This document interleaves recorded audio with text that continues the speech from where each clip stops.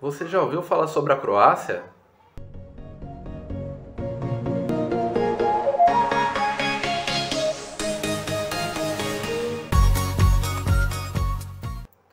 Olá, meu nome é Alan e esse é o nosso canal AL Couple.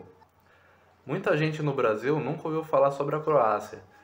A Croácia é um país europeu, a capital da Croácia é Zagreb, e a Croácia tem cidades costeiras muito conhecidas aqui na Europa, como Zadar, Split, Rijeka e Dubrovnik. Além disso, a Croácia possui mais de 1000 ilhas em seu território. A Croácia, ela fazia parte da antiga Iugoslávia, e recentemente, em 1991, foi que ela declarou a sua independência. Apesar dela ter declarado essa independência em 1991, a Croácia ainda ficou em guerra por mais 4 anos, até 1995, contra o Exército Popular Iugoslavo. As batalhas eram frequentes e a Croácia só foi dominar todo o seu território novamente em 1998, que foi quando a Iugoslávia devolveu o último território ocupado para a Croácia, diante de uma forte pressão que sofria internacionalmente. Então tudo isso é muito louco, cara, você parar para pensar que 30 anos atrás, os senhores aqui que eu tô vendo na rua, eles estavam lutando pela independência do país, com conflitos diretos contra o povo iugoslavo, principalmente os sérvios. E até hoje a Croácia e a Sérvia têm uma certa rincha. Por quê? Em 1995, o último ato antes do cessar-fogo, antes do término dos conflitos, foi a expulsão de 250 mil sérvios de suas casas aqui em território croata. Eles foram expulsos e foram mandados de volta para a Iugoslávia. Então isso é um motivo mais do que justo para até hoje eles terem uma certa rincha entre esses dois povos. Em 2003, a Croácia fez o pedido para entrar na União Europeia. Porém, ela só conseguiu entrar de fato na União Europeia, fazer parte da União Europeia, somente em 2013. Então, fazem 8 anos que a Croácia faz parte da União Europeia. Então a gente vê que a história aqui ela é muito recente, comparada com os outros países aqui da Europa, né? Agora vamos se aprofundar um pouco aqui na região de Split. Hoje a gente está aqui ficando na cidade de Castela, que fica entre o aeroporto de Split e a cidade de Split. Né? É uma região mais, digamos assim, um interior, é diferente de Split. Aqui tem várias praias, também é litoral, várias praias. Essa cidade de Castela é um conjunto de 7 bairros, digamos assim. São 7 assentamentos, né, que eles falam, mas seriam como se fossem bairros. Então, tem uma praia do lado da outra e normalmente cada cidade dessa tem uma torre ou um castelo que faz parte dessa história de conflitos da Iugoslávia e da Croácia. Indo para Split, o cenário já muda um pouco. A cidade de Split em si, ela é como se fosse uma cidade grande. Então ela tem várias coisas parecidas, por exemplo, com a cidade de São Paulo. Ela é uma cidade que visualmente ela é poluída. Ela não é uma cidade muito limpa visualmente. Então você vê pichações, vê muita informação nas casas, informação no ônibus, propaganda. Ela não é uma cidade tão tranquila que nem é aqui em Castela. Aqui em Castela é uma cidade que você vê alguns turistas, mas você vê muito mais os habitantes locais, né? Em Split, na cidade em si, também são mais locais do que os turistas, porém quando você vai indo para a parte que é mais seria a parte mais bonita da cidade, que é a parte turística, que daí entra onde está o palácio, o porto e as praias, lá você vê muito turista. Então é o pessoal tirando foto o tempo inteiro, muita gente passando, aquele mar de gente, você não consegue tirar uma selfie sem que alguém apareça na sua foto atrás. Então lá já é bem mais lotado. Aqui, onde a gente está em Castela, é muito mais tranquilo, apesar de ser parte da mesma região, mas não é o fervo lá em Split. Então aqui você fica mais sossegado, tem uma tranquilidade maior, não tem uma vida noturna muito ativa. Apesar dos pubs ficarem abertos, tem o Tabaco Shop aqui, ele fica em aberto também até de madrugada, tudo, mas não tem muito movimento. Então são poucas pessoas, não tem muita falação, não tem muita música alta, não tem muito som atrapalhando você a dormir. Já nesse centro histórico de Split, ali os restaurantes ficam até tarde, a música fica até tarde, a bagunça fica até tarde. Então são propostas diferentes entre essas duas cidades. Outra coisa que a gente vê aqui são monumentos e coisas antigas, né?